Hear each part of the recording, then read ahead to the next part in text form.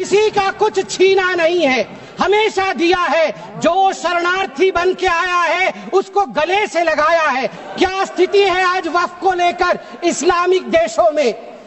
क्या वक्फ property Islamic देशों में है? मैं इस्लामिक देशों का नाम पढ़ूंगा जहां वक्फ का वजूद नहीं है। तुर्की में नहीं है, लीबिया में नहीं है, इजिप्ट में नहीं है, सूडान में नहीं है, लेबनान में नहीं है, सीरिया में नहीं है, जॉर्डन में नहीं है, तुनिसिया में नहीं है, इराक में नहीं है। भारतवर्ष में वक्फ बोर्ड है।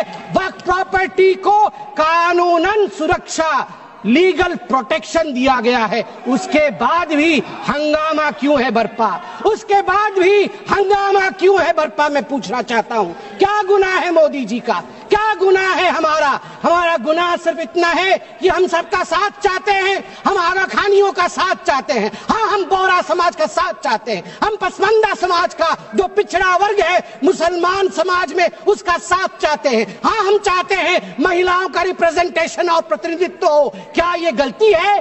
क्या मोदी जी गलती कर रहे हैं? आप बताइए। हम सबका विकास चाहते हैं, हम चाहते हैं वक्फ औलाद के अंतर्गत जब आपकी फैमिली लाइन समाप्त होती हो उस समय अगर एक बेवा हो, उस समय यदि तलाकशुदा महिला हो, उसको नजरअंदाज करते हुए किसी भी कीमत पर प्रॉपर्टी जो है वो वक्फ पे पास नहीं जानी चाहिए। ये अगर मोदी जी सुरक्षित महिला को सुरक्षा दे रहे हैं, सुनिश्चित कर रहे हैं, तो किसी को क्या दिक्कत हो रही है? मैं यहां कहना चाहता हूं, जहां तक दान, क्योंकि वक्फ का मतलब दान होता है और हर धर्म में, मेरी बहन अभी सिख धर्म के विषय में बता रही थी, मंत्री जी भी सिख धर्म के विषय में बता रहे थे, सेवा और दान, इसके आधार पर सिख धर्म आज देश का विदेश में जाना जाता है। हिंदू धर्म, ईसाई धर्म, सब में दान का महत्व है। आदि शंकर ने आज से हजारों वर्ष, केरल के लोग भी सुन रहे हैं, मैं कहना चाहता हूं, भजो गोविंदम में दान के लिए क्या कहा था?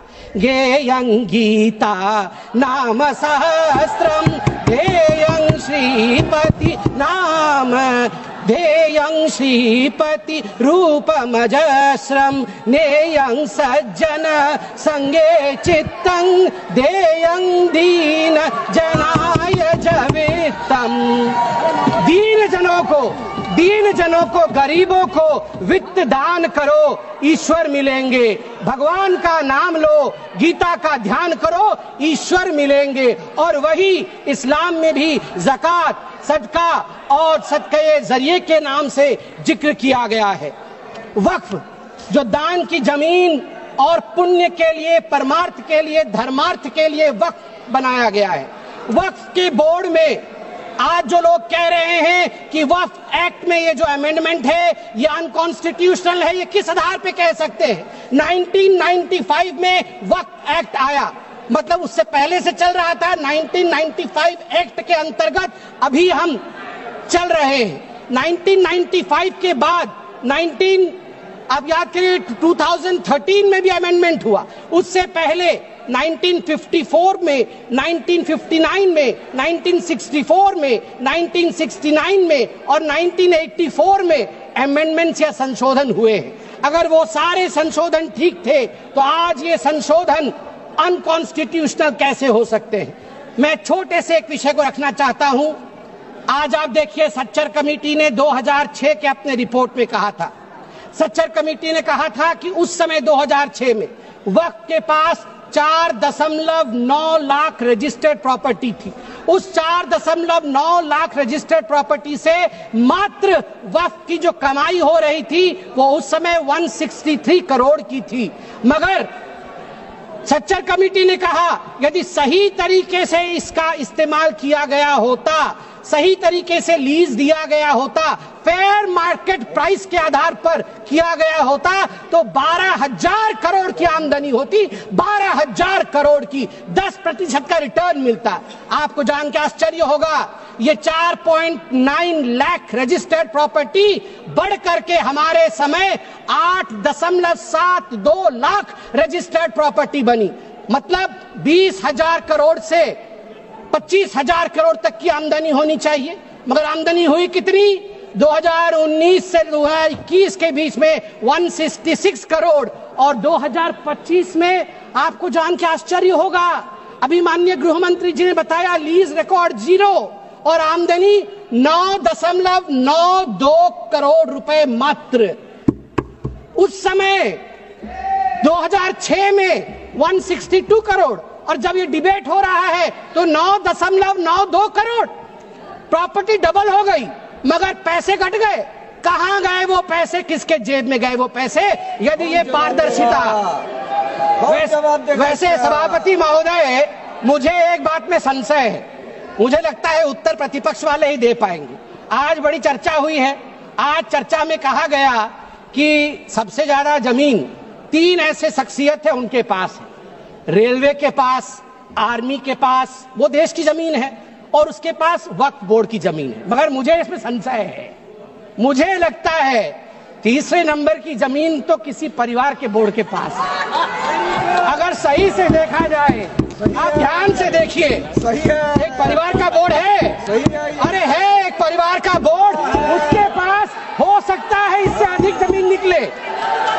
सभापति महोदय, घंटी तो उनकी बजनी चाहिए, आप हमारी मत बजाइए। सभापति महोदय, मैं आपको, आप, अरे मैं किस परिवार के बारे में बोल रहा हूँ, आप क्यों विचलित हो रहे हैं?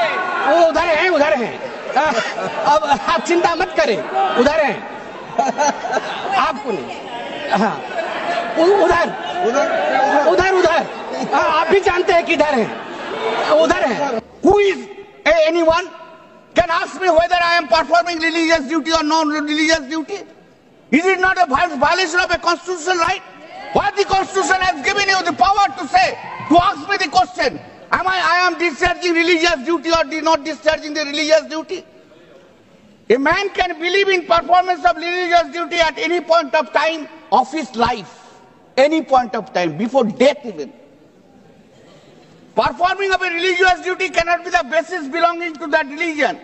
Even in a Hindu mandir which is governed by an act, like Puri Jagannath temple or Kashi Vishwanath temple, there is no such provision that any person practicing Hindu for at least 5 years and then only can donate anything to the deity. Madam, I can't donate. If I want to donate, it's my choice. How my choice can be controlled? I can donate to Hindu mandir. I donate to everywhere. I donate in Hindu mandir. I donate in Muslim property. I donate in the Christian property. I donate in the Buddhist property. I donate everywhere. I donate beggars. I donate everywhere. How can you control this act? How can I control? By reason of insertion of this clause, no other person of a religion can make over any property to Waqf. The proposed amendment is thoroughly misconceived, arbitrary, irrational, and therefore violates Article 14 of the Constitution of India. Under Clause 3, Roman 9b, existing Clause 3R1 has been omitted. That means Waqf by user is being taken away. Waqf by user is a long-standing practice of Muslims. In our country, Waqf by user is a very common practice, and decades after decades, rather time immemorial. Waqf by user is a practice. The concept of Waqf by user was recognized in our country in the case of courts of words for the property of Magdam Hassan Baksha versus Illahi Baksha and others, 1912, SCC online, page 45. Madam, the Honorable Apex Court in the matter of Sayyid Muhammad Salih Labbai, dead by Eller and others versus Muhammad Hanifa versus Eller and others, 1976, 4 SCC 780. In paragraph 34, 36 and paragraph 39, categorically accepted this Waqf by user. The necessary in case of prayers offered in congregation. A single Muslim can also offer his prayers with or without an imam, but if prayer is in a congregation of a Jannat are offered only behind an imam who leads the prayers. And Islam is an extremely modern and liberal religion.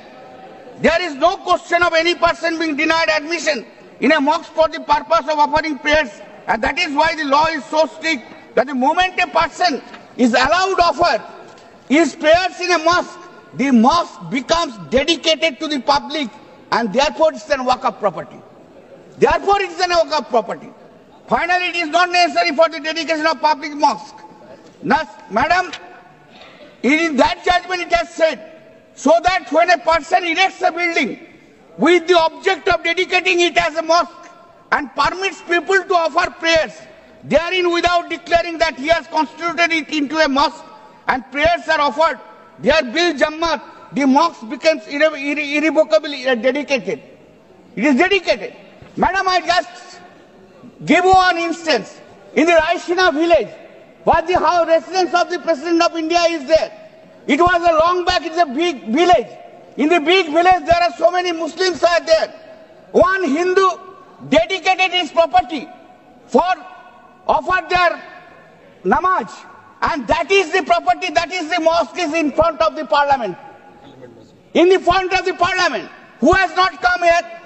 All. Abdul Kalam Azad.